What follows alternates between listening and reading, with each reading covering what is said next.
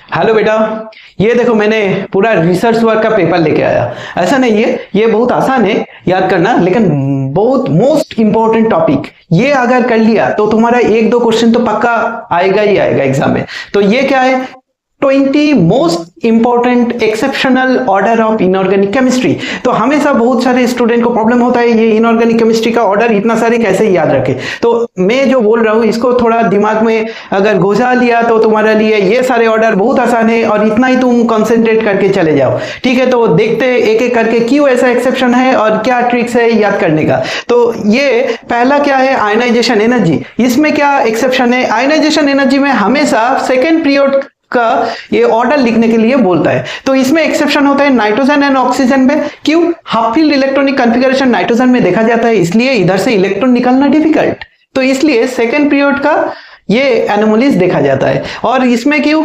Beryllium से electron निकालने के लिए ए सबशेल से निकालना पड़ता है, इसलिए इसका ज्यादा है कंपेयर टू बोरोन। क्यों, बोरोन से 2p1 मतलब p से निकालना पड़ता है, इसलिए इधर ज्यादा एनर्जी लगता है। दो बोरोन स्मॉलर इन साइज।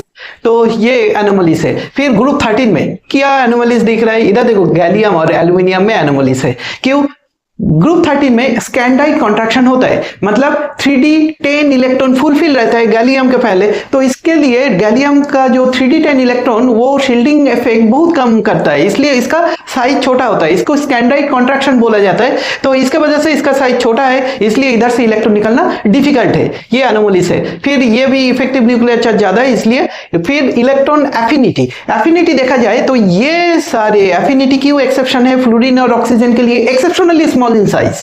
तो क्या होगा, एक्सेप्शनली स्मॉल इन साइज की वजह से वो अगर इलेक्ट्रॉन लेगा तो रिपेल करेगा, उसका जो इनबॉन्ड जो इलेक्ट्रॉन है वो रिपेल करेगा, उतना लेना आसान नहीं होगा, इसलिए। ठीक है, और ये इधर बिस्मथ भी एक्सेप्शन है, ये थोड़ा याद रखना। और फिर एटॉमिक रेडियस, एटॉमिक रेडियस मैंने बोला एल्यूमिनियम और गैलियम में एक्सेप्शन है। क्यों है, क्योंकि इसमें क्या देखा जाता है, स्कैंडाइट कॉन्ट्रैक्शन। ओके, जर्कोनियम हैफनियम में 4f ऑर्बिटल इनर साइड में है, इसलिए क्या होता है, ये डाउन द ग्रुप नहीं बढ़ता है, इक्वल हो जाता है, इसलिए फिजिकल केमिकल कैरेक्टर सेम होता है। ये भी बहुत बहुत इंपॉर्टेंट है, ये हमारा एडवांस 2026 में आ गया ये वाला। देखो ये डेंसिटी के मामले में अगर देखा जाए ऑर्डर क्या होता है, सोडियम और पोटेशियम में एनोमलीज है। क्या होना चाहिए था, पोटेशियम को ज्यादा सोडियम को कम। क्यों नहीं होता है, क्योंकि इसका साइज थोड़ा ज्यादा बढ़ जाता है, इसलिए डेंसिटी घट जाता है पोटेशियम का। और ये बहुत इंपॉर्टेंट है, कैल्शियम के लिए लोएस्ट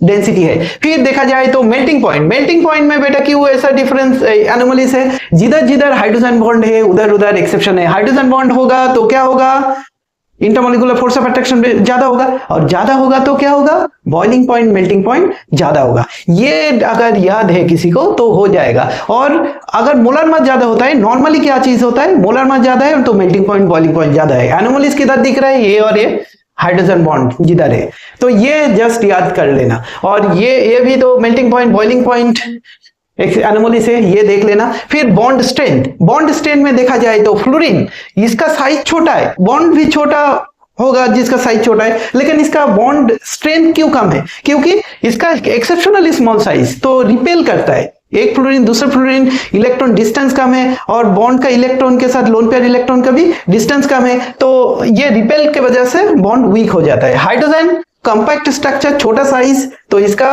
बॉन्ड तोड़ने में थोड़ा ज्यादा एनर्जी लगेगा। आयनिक मोबिलिटी में एक्सेप्शन क्या है, जितना छोटा साइज उतना आयनिक मोबिलिटी कम। क्यों, वाटर में डालोगे उतना छोटा साइज, अगर वाटर डाल दिया छोटा साइज उसका चारों तरफ वाटर घेर लेगा तो बड़ा साइज हो जाएगा, बड़ा साइज होगा तो मूव नहीं कर पाएगा, इसलिए जो बड़ा कैटायन है उसका मोबिलिटी ज्यादा है। लेकिन इस मामले में ये क्यों एक्सेप्शन है, हाइड्रोजन ग्रोथस मूवमेंट करता है। ग्रोथस मूवमेंट क्या है, उसका आयन चार्ज शिफ्ट हो जाता है, खुद नहीं शिफ्ट होता है, इसलिए इसका इलेक्ट्रिसिटी का जैसा इतना स्पीड मिल जाता है, इसलिए इसका हाईएस्ट है। फिर इलेक्ट्रोनेगेटिविटी डिफरेंस क्यों है, 13 ग्रुप में तो ऑलवेज स्कैंडाइट कॉन्ट्रैक्शन, ये याद कर लोगे तो हो गया।